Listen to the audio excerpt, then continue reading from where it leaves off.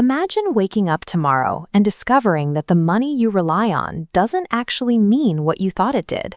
No physical gold, no silver, just paper and trust. Since 1971, the prices of homes, healthcare, and basic groceries have surged to unimaginable levels. This steady erosion of value began with a single decision that altered the mechanics of the global financial system forever. To understand why it's so expensive to survive today, we have to travel back to a time when money was governed by the unbreakable rule of physical scarcity. Long before credit cards and trillion-dollar debts, money was anchored by gold. Unlike paper, it couldn't be printed. It had to be mined. In 1944, world leaders met in Bretton Woods, New Hampshire, to establish a new system. Other countries pegged their currencies to the US dollar, making it the world's reserve currency. Under this agreement, the dollar was backed by a rigid rule. 1 ounce of gold was fixed at exactly $35. Paper money acted as a redemption receipt for physical gold, strictly limiting governments from spending more than the gold they possessed. As America grew into a global superpower, the government's ambitions began to strain the limits of that fixed gold supply. Massive military expenditures for the Vietnam War required billions of dollars that the gold standard wasn't designed to support. At the same time, the government was funding the space race and expansive domestic programs, driving national spending even higher.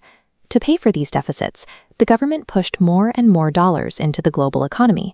But as this chart shows, while the number of dollars surged, America's physical gold reserves stayed flat. A dangerous imbalance emerged. There were far more dollars circulating around the world than there was gold available to back them. Foreign nations soon noticed the discrepancy and realized the United States was over-leveraged. France, led by President Charles de Gaulle, began exchanging their surplus dollars for physical gold, effectively starting a run on the American bank. Other nations followed, and America's gold reserves started shrinking at an alarming rate. The math had reached a breaking point. If every nation demanded their gold at once, the United States wouldn't have enough to pay, facing total bankruptcy. On August 15, 1971, President Richard Nixon delivered a surprise address to the nation.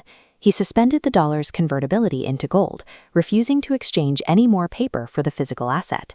While it was presented as a temporary measure, it permanently ended the Bretton Woods system, moving the global economy into a different reality overnight. This was the birth of Money 2.0, known as fiat money. For the first time, the world's reserve currency was backed by no physical asset at all. Money now has value because of a collective agreement. It relies entirely on trust and confidence in the government that issues it. Without physical limits, money is no longer mined. It is digitally generated through central banks and commercial lending.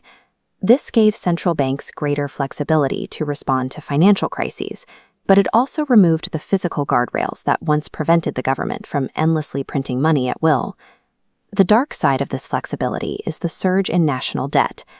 Critics point to 1971 as the moment when the government's ability to borrow became virtually unlimited.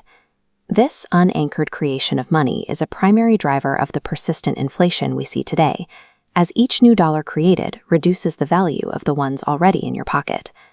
Economists continue to debate whether a flexible fiat system or a tangible physical anchor is better for a modern economy. Regardless of the theory, every time you spend a dollar today, you're participating in a system built on collective psychology, born from a single announcement more than 50 years ago.